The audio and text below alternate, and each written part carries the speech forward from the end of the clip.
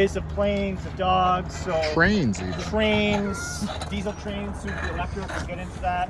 So make sure you can hear from our wonderful last, save the best for last speaker. Okay, so hello. Everyone, this is Jodi Parps. She's the head of strategic engagement for the Ontario line. And just for Jodi's benefit, you may have seen our map. We actually crossed Garrison Commons. So we saw the other end of the Ontario line. The exhibition side, and now we're here, and I generally explain the route. Now we're kind of in the middle chunk, this is the 4th annual tour, and every tour we always end here at Corktown Common Park, and we always have Metrolinx, and they've been so gracious to send someone on a Saturday to come and speak with us, TNU planning students, alumni, and guests. So big thank you to Metrolinx. And now I'll read Jodi's really impressive bio. And I learned some things in here that even I didn't know, so we'll have to follow up about that. I'll get to that in a second. So Jodi joined Metrolinx in January 2022 as head of strategic engagement for the Ontario line. Her role focuses on building deeper and stronger relationships with stakeholders and elected officials as they work on the Ontario line, advances, and will focus on building more third-party support and advocacy for Metrolinx projects. Prior to Metrolinx, Jodi worked at Rogers Communications, where she served as a senior manager for government relations. At Rogers, Jodi managed stakeholder relationships and provided direct frontline customer support to elected officials and their constituents to resolve issues and manage reputational risk and garner long-term support for local projects, specifically supporting community engagement on infrastructure projects to enhance access broadband services. Now here's a really fun part. Jodi is an avid traveler and hiker. Jodi has summited Mount Kilimanjaro. Cool. Can anyone tell me where Mount Kilimanjaro is? Does anyone know? Yeah. Yes. And do you know the cool fact about it? Mount Kilimanjaro is the tallest freestanding dormant volcano on the continent. And in the continent of Africa, I believe it's also the tallest as well. Wow. So she's trekked to the Everest base camp. No, it wasn't as fun. Wasn't as fun, okay. And completed the Tour de Mont Blanc. Where is That one was that? fun.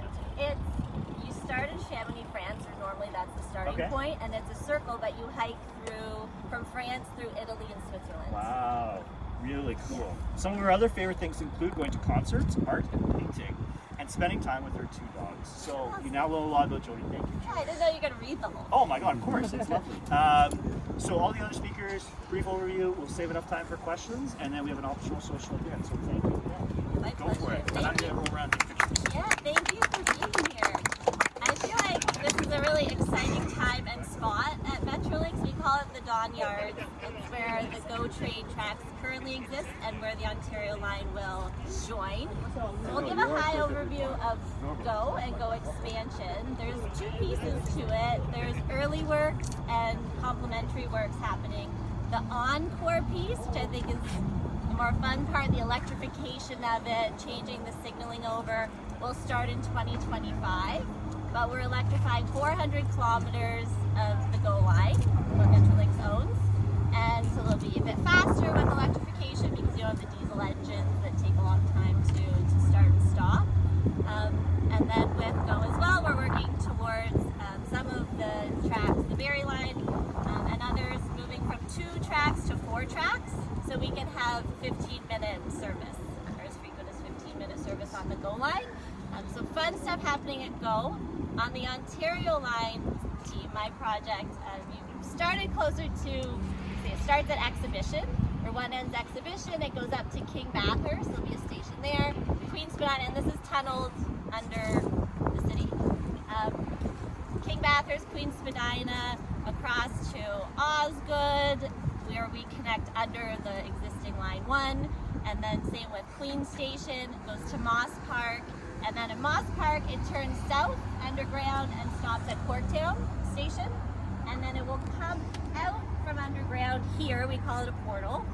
It'll join in this Dawn Yards area, a track beside the GO train tracks, and continue across the Don River. There's a stop at East Harbour, which I'll talk about in a few minutes, and then it goes up through Leslieville, there's a few stops, we tunnel under Pape, and then we go into Thorncliffe Park in Flemington. So there's 15 total new subway stations coming. The timeline for the project, we're in construction now. Early works, station construction in the downtown area now. but we expect it to be operational in 2031. Lots of work happening here to get ready for that. One of the cool pieces, well, here we're doing early works, but this weekend there's a service closure on the GO train, and we're doing bridge work in Leslieville right now. But also, while the line's closed, they're moving the tracks here to make room for Ontario Line tracks to come in. They've also recently done water main work here. They built a new water main. They're doing some testing on that now. But ultimately, that is to make room for a new bridge that has to go across the Don for the Ontario Line trains to run, which will go across the Don River to a station called East Harbour, which will be more of a GO and Ontario Line hub connection point.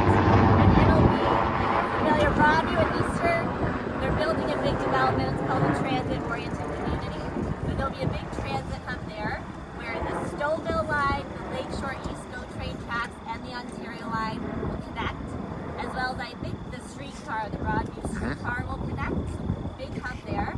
And because there's two GO train lines there, the service will be very frequent. You won't have to check a schedule. It'll be very quick. You go there, you'll get fast transit. So that's exciting. The bridge is expected to start construction next year. But also to note, with the East Harbour, it's a smart track station, but I believe there is a pedestrian bridge that will be built across too. Our bridge for the Ontario Line does not include the pedestrian access, but we do hear from community members here that they want an easier connection across, and I think there's a pedestrian bridge included with the East Harbour station. So lots happening. I don't know if you have any No, questions. I think it's great. I know there's some people here very passionate, so we're going to have some good questions. So, any